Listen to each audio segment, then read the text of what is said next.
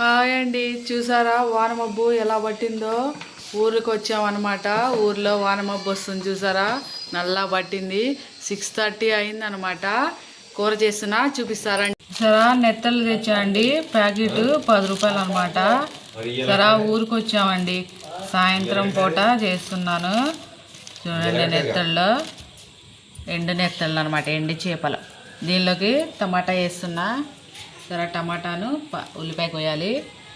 ఈ చేపలో ఇది ఉంది కదా, తల, దీన్ని తీసేసుకోవాలి. ఇలాగా శుభ్రం కడిగేసుకోవటమే, ఇలాగ చేసుకోవాలన్నమాట అన్నీ. వ్యూ చూసారా, చాలా బాగుంది. వర్షం వస్తుంది, క్లైమేట్ సూపర్ అన్నమాట.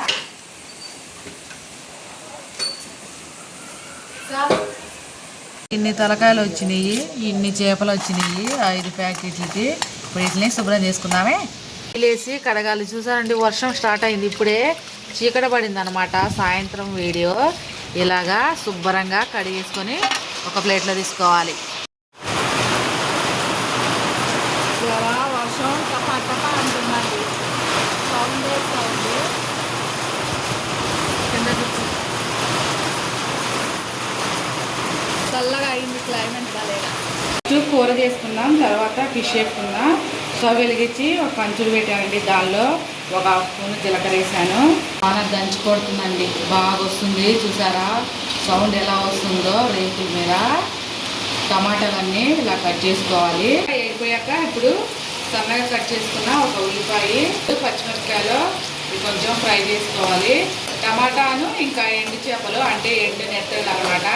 చాలా బాగుంటుందండి. చింత చిగుళ్ళు వేస్తే ఇంకా సూపర్గా ఉంటుంది. ఇంకోసారి చింత చిగుళ్ళు వేసి చూపిస్తానే, మీరు కూడా ఒకసారి ట్రై చేయండి. ఉల్లిపాయలు ఫ్రై చేసుకోవాలి. ఈరోజే వచ్చాం కదండి ఊరికి, గిన్నెలన్నీ తోమేసాను అనమాట. మొత్తం కిచెన్ ఒకసారి క్లీన్ చేశానండి మొత్తం. ఇంకా గిన్నెలు ఆరిపోయాక సదరాలన్నమాట. ఇప్పుడు కూర చేసుకున్నామే. ఉల్లిపాయలు అయిపోయాక ఒక 1/2 స్పూను పసుపు, అలాగే టమాటా ముక్కలు మంచిగా సాఫ్ట్ అవ్వాలి. టమాటా సాఫ్ట్ అయిపోయాక చేపలు వేసుకుంటే అప్పుడు కొంచెం బాగా మెత్తపడకుండా బాగుంటాయి అన్నమాట. ఇప్పుడు టమాటా ఉడికించుకున్నా. ఇప్పుడు చేపలు వేపుకుందామే. 2 స్పూన్ల నూనె వేస్తున్నా. చేపలు సపరేట్గా వేపుకుంటేనే బాగుంటుందండి మంచిగా. జరా కూర ఉడుకుతుంది కదా, ఇప్పుడు ఇందులో ఉప్పు కారం వేద్దాం. 1 స్పూను ఉప్పు. డబ్బాలు కడిగానండి, అందుకనే గంటితో వేస్తున్నాను అనమాట. రేపు ఆరిపోయాక వేయాలి డబ్బాల్లో ఉప్పు కారాలు. 1 స్పూను కారము. ఇది ఉడుకుతూ ఉంటుంది, పక్కన ఫిష్ వేసుకున్నాం. నూనె వేగిపోయింది, ఇప్పుడు చేపలు వేసుకున్నాం. ఇలా సపరేట్గా చేప వేపుకొని కూరలో వేసుకుంటే చాలా బాగుంటుందండి. నలిగిపోకుండా చేపలాగే ఉంటుంది అనమాట. ఇలా సపరేట్గా ఫ్రై చేసుకోవాలి. మంచిగా కొంచెం ఎర్రగా అయ్యేలాగా మీడియం ఫ్లేమ్ పెట్టుకొని ఫ్రై చేసుకోవాలి చేపలు. అంతే. సరే, చేపలు ఫ్రై అయిపోయినాయండి. ఇట్లా మరీ బాగా అయితే బాగోదు, మాడిపోయిన వాసన వస్తుంది. స్టవ్ ఆపేసుకొని ఇడ్లు తీసి పక్కన పెట్టుకుందామే. కూర కొంచెం తీసానండి, మా పిల్లోళ్ళు ఎండు చేపలు తినరనమాట.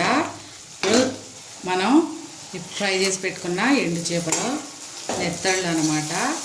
మంచిగా దీనిలో మిక్స్ చేయాలి. మిక్స్ ఉంటే ఈ కొంచెం పులుసులో మెత్తగా అయిపోతాయండి. కొంచెం మంచిగా కొంచెం గట్టిగా ఉంటాయి, అలాగే మెత్తగా లేకుండా బాగా ఉంటాయి అన్నమాట.